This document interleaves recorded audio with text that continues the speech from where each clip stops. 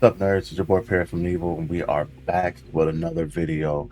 We are here today with the greatest Egghead Luffy deck of all time. I'm telling you, Tier Zero, a lot of fun, a lot of agony. You're holding your opponents hostage with the life, but we're trying to nuke their life as fast as possible as well. But we're going to get into this deck tech, and then we're going to try to get some gameplay footage at the end. It's been hard to get games on the sim lately for some reason. I don't know why. But let's get started with the deck. So first things first, we got Monkey D. Luffy, Egghead Luffy, 5k, 6 life leader. When attacking, if you have 2 or less life cards, draw a card, then trash a card from your hand. Don't forget to do that part. I do it all the time. I forget it. Try not to forget doing that because that can come in and save your butt later. All right, first things first, we got the Usopp 1-drop, 2k power, 2k counter, trigger. Up to one of your Egghead type leaders or characters has 2k power until the end of the next turn. Need to see this card out of life. It's beautiful out of life. Minus that, he's a 2k. Moving on, we got Lilith. Look at 4 cards from the top of your deck, reveal up to 1 card with trigger other than Lilith, add it to your hand, and place the rest of the bottom of the deck in any order. So this card is super clutch for hunting down the bigger pieces in the deck if you have not found them yet. So you get your Namis, you get your Teachers, you get your Bonnies. You could grab a blocker out of this. Now, you might be looking at this list and going, why are you not playing a Sanji? I'm going to show you why I'm not playing a Sanji. I'm opting out. So I'm playing Sanji, just a different Sanji, because the man's just a little bit more gas for me, right? So when attacking, this character's base power becomes the same as your opponent's leader during this turn. So if your leader's a 7k base, Sanji's a 7k base on swinging. Here's a kicker though. On KO, if you have 2 or less life cards, play up to 1 yellow character with 6k power or less from your hand. My guy. We're hitting Zoros, we're hitting Nikos, we're hitting Namis, we're hitting Barcelinos. Do you see we're hitting other Nico? We're not hitting a Luffy, and we can hit the Nami. That's a lot of stuff that can get hit off of this card. So is it very situational? Yes. If the situation doesn't arrive, his base power becomes the base power of your opponent's leader. So you're already swinging even right then and there. So we add a Don on there, you get that 1 leg up. So I think the card's pretty good. We're going to run him in some test games after this, see what happens. We got Yellow Zoro. Y'all know what Zoro does. Run him as a 4 of. Not sure if the 4 of is going to stay by time I take this to locals this week. We might be dropping that down to 3, and I might be putting another Rush Luffy in. I think that might be the move here, but we'll see. We'll see, because him and Barcelona on the same turn is still really good. We got Blocker, Pico Robin, starter deck, good card, great card. Love to see this card out of life. It changes people's games plans when you rip this off of life and go, play that down. They're like, ooh, oh no, big fella. What are you doing, big fella?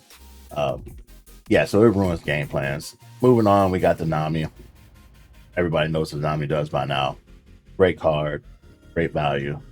Helping rip that life off the top, giving the rest of Don to the leader.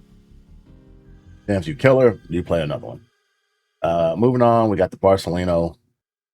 Everybody knows this card is by now. Great card. Once again, blocker, on play, 2 less life cards, add 1 life from the top of your deck to your life cards. So you're gaining life, you get a blocker. Great value. Nami, OPO8. You may transfer a card with trigger from your hand. KO up to 1 of your opponent's characters with a cost of 5 or less.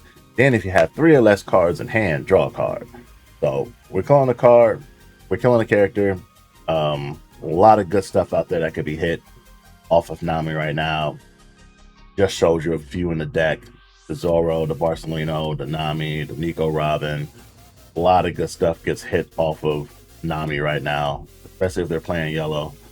It's a lot of other cards out there that this Nami still catches. So really, really solid card. Even if you rip it out of life, you play the effect, it's worth. Sometimes it's very worth. Moving on, we got the Monkey D. Luffy. If you have 6 or more down cards on the field, this character gains Rush. The big kicker here is when your opponent activates an event or a blocker, reveal it to the top card of your life. This character gains 1k power this turn per 1 card cost revealed. Man, this card is so nasty, dude. Had an opponent like going activate blocker, forgot all about Luffy. Next thing you know, I swing and it's like 25k because I'm like flipping like a 8 cost off the top. I'm just keep flipping and I'm like, this is ridiculous. So ridiculous. Moving on. We got the Nico Robin in here. Pretty much does the same thing as the Nami, but it doesn't have all the extra cool stuff with it. 1k counter, 6k. Your opponent has 3 or more life cards, trash 1 card off the top of your opponent's life. We're trying to nuke this life down where we get stuff into killable range and then get to turning sideways with it. Nico Robin, we take 1 life to gain 2 life, and then on KO, the opponent takes 1 damage, which is very important because it doesn't say take a life, they take a damage. So they have 0 life, they kill her, you win. GG's. I've won like that before because someone misunderstood the card. It happens. But yeah, that's how it plays out, unfortunately. So then we got big homie Teir, the beard whose beard is black. Look at the top 3 cards, add 1 card from to the top of your life cards and place the rest at the bottom of your deck. So you get to search 3, look at what you want on the top of your life, put it on the top of your life. Really, really, really, really good in this deck because we got some triggers in here that can be very situational and we might want them to happen when we want them to happen.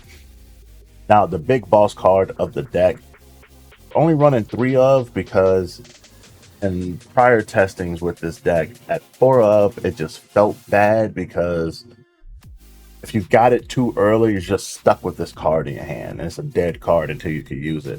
But when you use it, it's going to be devastating as all hell. But on play, if your leader is Egghead type, which he is, this character gains Rush. Then your opponent adds the top card of their life to their hand.